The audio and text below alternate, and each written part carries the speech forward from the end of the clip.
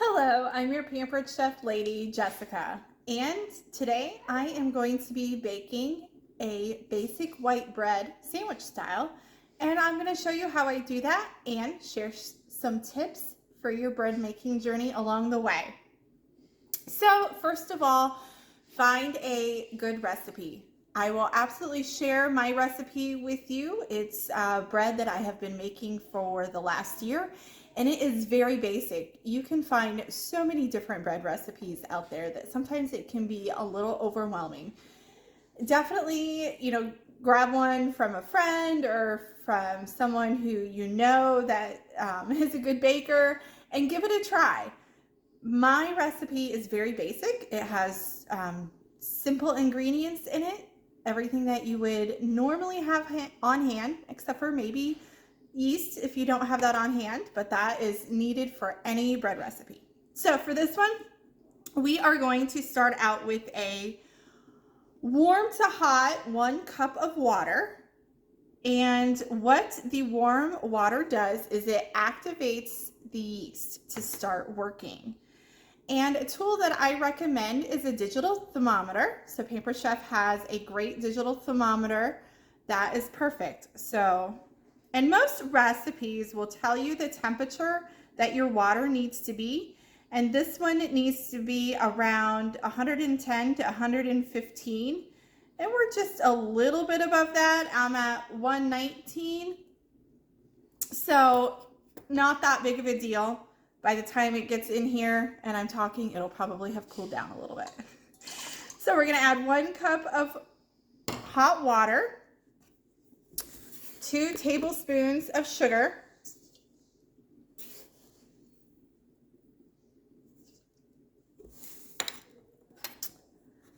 and 2 1/4 or 1 packet of dry active yeast.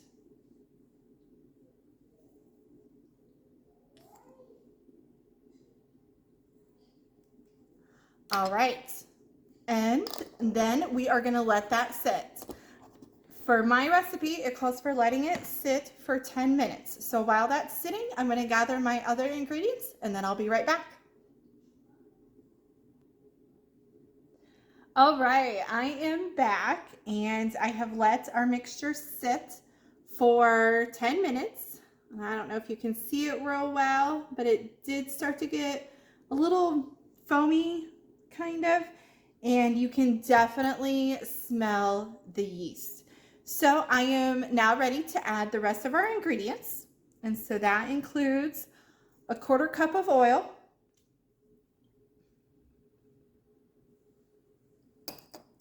and 3 1/4 cups of flour and a teaspoon of salt.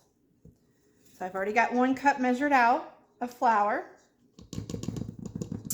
And then I want to show you guys the proper way to measure flour, because especially in bread making and really in all baking, measuring flour properly is key. If you get too much flour, your baked goods will be too dense and they won't be light and fluffy and airy. So obviously using a digital scale and weighing it in grams, converting your cups to grams, that is a way to do it. Even sifting your flour is a good way to do it. I kind of do it somewhat the lazy way, but it still works and it's effective. So a small whisk, and you stir it around. And what that does is it loosens up the flour, helps get any clumps out of there, kind of aerates it. So just give it a good go around. And then we want to measure out another cup, but we're going to use a smaller measuring cup to scoop it in there. Because if you just dip the measuring cup that you're measuring with down in there, it will pack it too tightly and you'll have too much flour.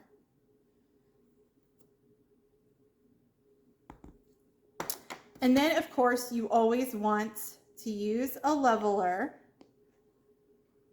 and level off your cup of flour. So that's 2 cups. And I always just go ahead and whisk it around again. We're going to scoop it in there.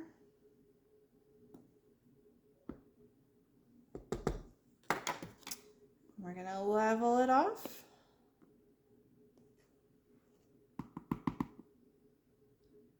And that's 3 cups. And now we need a 1/4 cup. So now I'm just gonna use my big cup and scoop right into that 1/4 cup for that last bit of measurement. Level that off. And there's our 3 1/4 cups. And I already have a teaspoon of salt measured out. So we're gonna add that. And now we need to knead this. We're going to knead the bread for 8 minutes. And the easiest way to do this, hands down, is with a mixer and a dough hook. So this is our brand new Pampered Chef Deluxe stand mixer. So I am going to show you a little bit about this. So I'm going to tilt that head up. I'm going to get the bowl in here. Get that locked into place. I'm going to put our dough hook right on here. And I'm going to go ahead and lower that back down. All right, our Deluxe stand mixer is amazing. I have been using this the last few weeks and am in love with it. It has pre-programmed settings: whip, cream, mix, beat, and knead. And it comes with 3 different, it comes with the dough hook, the scraper beater, and the big whisk whipper. So we want to knead. We select knead, and it shows us that we want the dough hook. And 8 minutes is a pretty standard amount of time to knead your bread. So it's already pre-programmed, but if we wanted to change it, there we go. If we wanted to change the time, we could. But we want to leave it at 8 minutes. So we're going to go ahead, just hit the button and let it do its magic. So that is going to work the bread. And you definitely, with bread, you do still want to keep an eye on it, stay somewhat close. You can do other tasks, tidy up your area and such, but you want to make sure that it's not too dry, or I mean too sticky, rather. If you see that the dough is still sticking to the bowl, like halfway through, you will want to add a little bit more flour, and that's okay. Because when this is done kneading, your bowl will be pretty much clean because all the dough will be worked into a ball. So you won't want very little residue left around it. It will, for the most part, be clean. So do keep an eye out for that. But other than that, just let it do the work for you. And we will come back here in a few minutes when it is done kneading, and we'll proceed with the next step. All right, we are finishing up with kneading our dough. And if you notice, it is going a little bit faster than when I paused the video. And that's because this is programmed to start out at a slower setting and then work up to the speed that it needs to be. And I love that because it really minimizes the mess. You don't have your flour splashing out of the bowl. And so it's just really, really helpful. All right, we are all done. All right.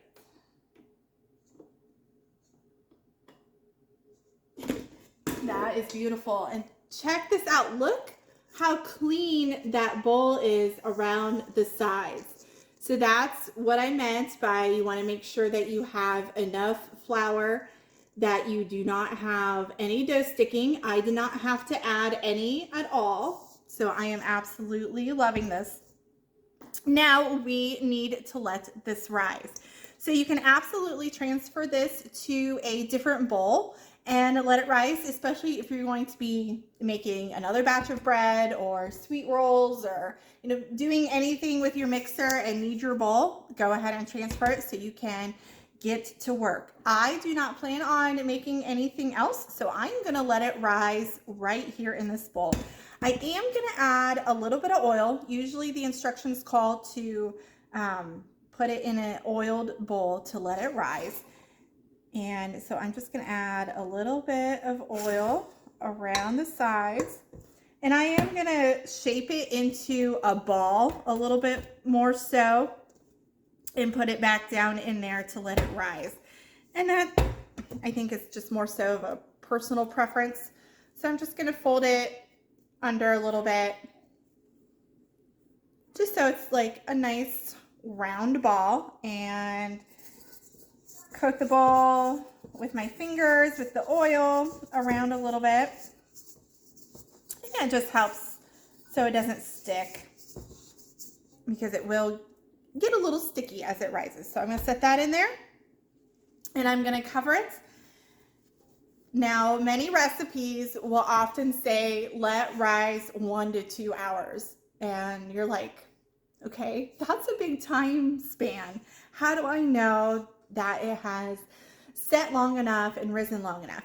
So what we're looking for is we want this to double in size.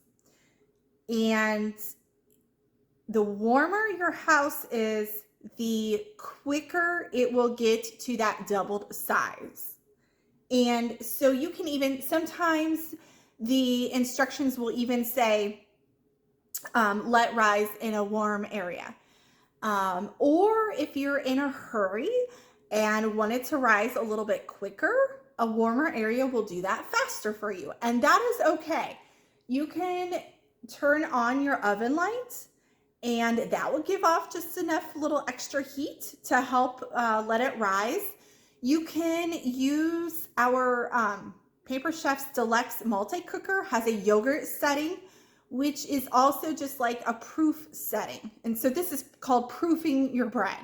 And so the temperature is right around 90 degrees when you're on that yogurt or proof setting. And you can rise your bread in that. And it takes usually about half the time, because it is quite a bit warmer.